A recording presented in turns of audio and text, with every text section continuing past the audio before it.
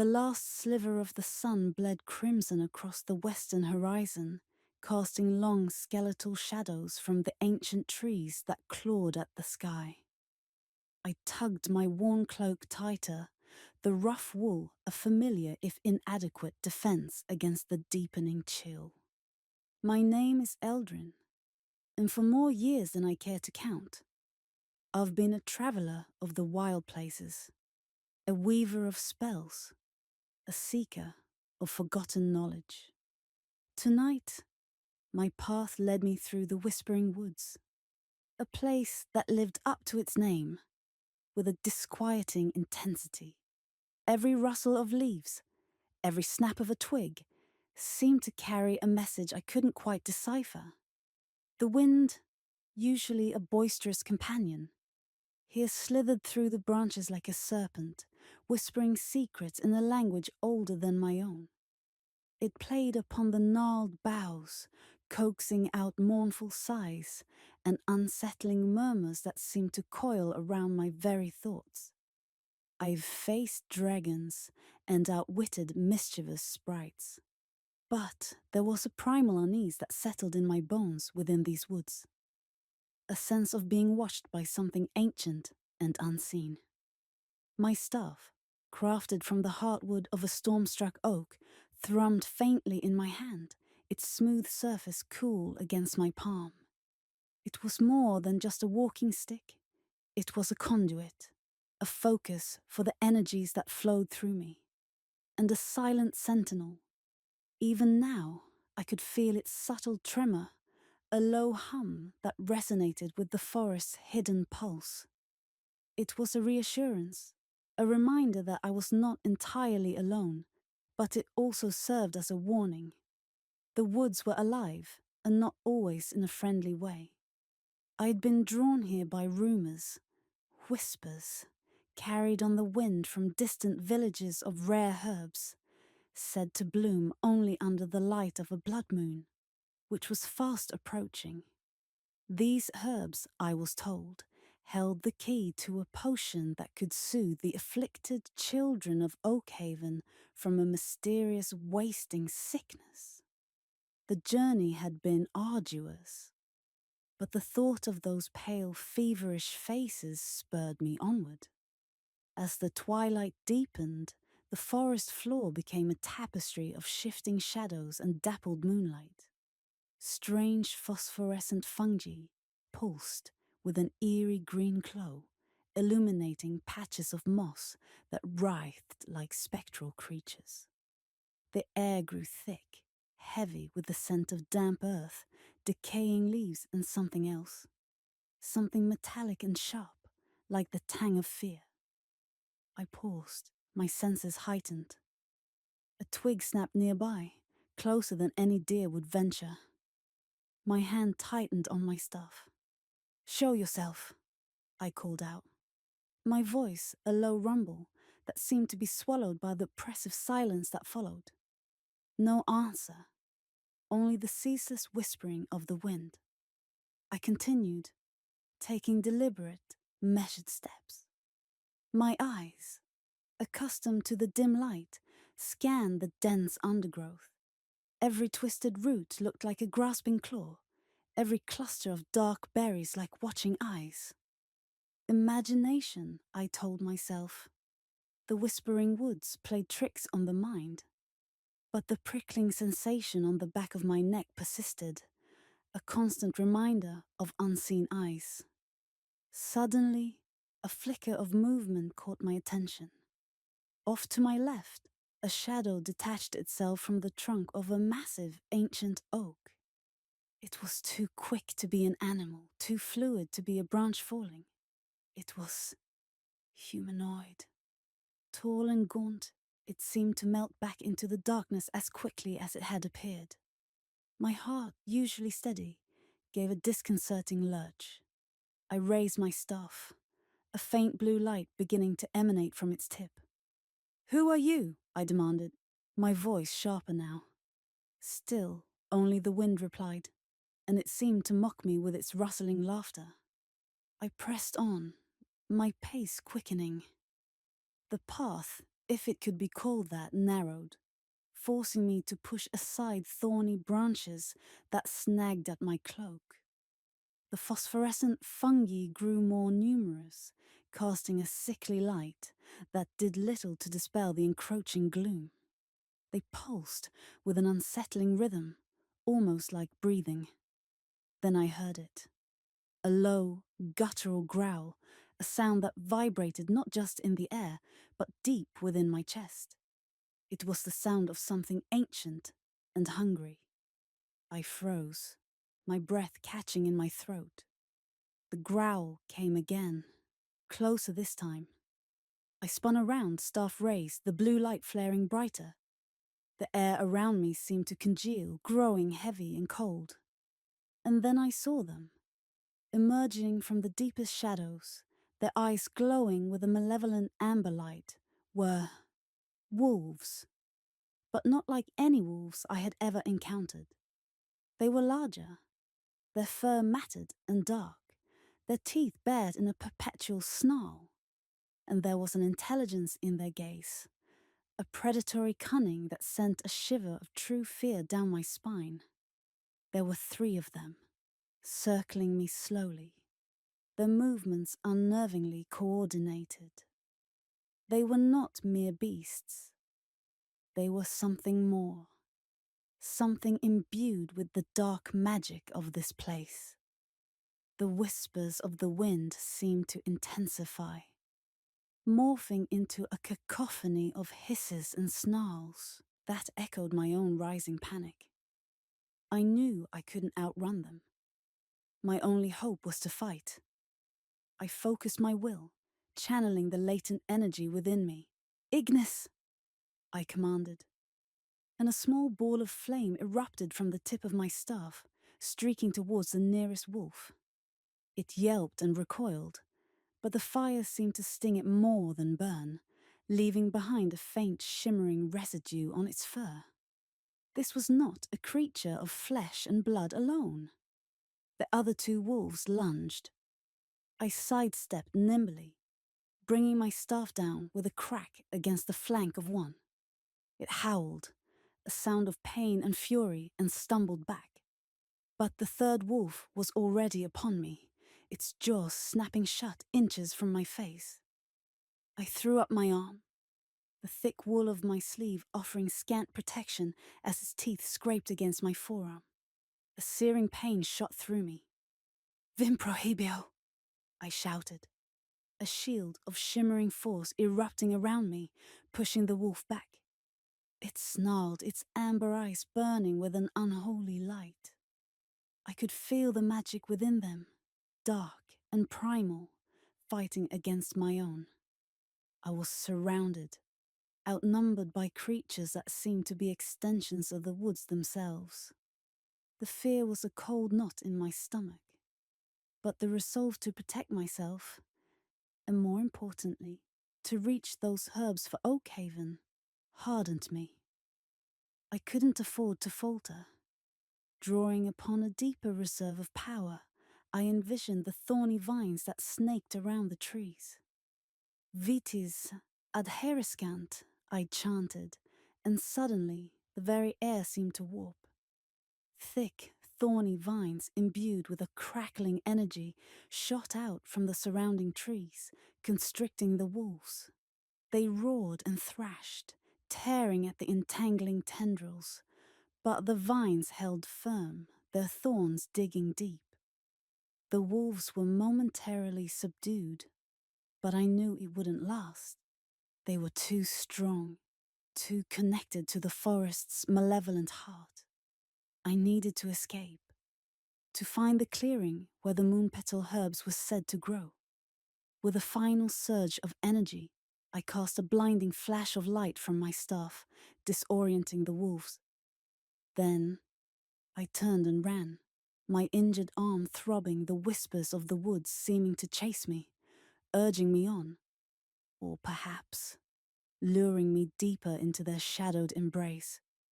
The journey to the clearing was a blur of adrenaline and fear. I could hear the sounds of the wolves breaking free behind me, their enraged howls echoing through the trees. I dared not look back. The path ahead was unclear, the moonlight barely penetrating the dense canopy. I stumbled, my boots sinking into the soft, damp earth. Just when I thought I could run no further, the trees thinned, and I found myself in a small circular clearing. And there, bathed in the ethereal glow of the rising blood moon, was what I had come for. Delicate silver-white flowers, their petals shimmering like moonlight captured, bloomed in impossible profusion. The moonpetal herbs. But my relief was short-lived. Standing at the edge of the clearing, silhouetted against the crimson moon, was a figure.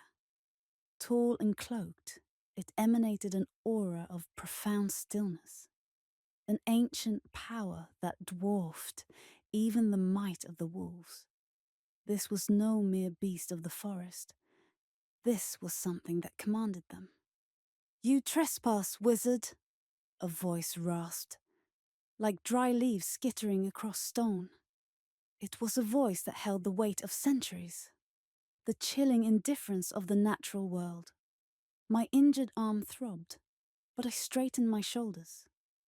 "I seek only the moonpetal herbs," I said, my voice surprisingly steady. "For the children of Oakhaven." The figure remained silent for a long moment, the crimson moonlight painting its features in stark hues. Then it spoke again. "The woods are not for mortals to exploit. Their gifts are earned, not taken." I could feel the power radiating from this being, a raw, untamed force that made my own magic feel like a flickering candle against a raging inferno. The wolves, though still struggling with the vines, were now staring intently at the figure, their growls subdued. "I offer no disrespect," I said, holding up my staff. "But the children are dying. This is a desperate plea, not a theft." The figure slowly extended a hand, its fingers long and unnaturally thin. A single moonpetal flower detached itself from its bloom and floated gently towards me. "Take this," the voice rasped, "and leave our woods. Do not return." I caught the flower, its ethereal glow warming my hand. A wave of exhaustion washed over me, the adrenaline ebbing away, leaving behind the ache of my wound and the weariness of my long journey. "Thank you," I whispered, bowing my head.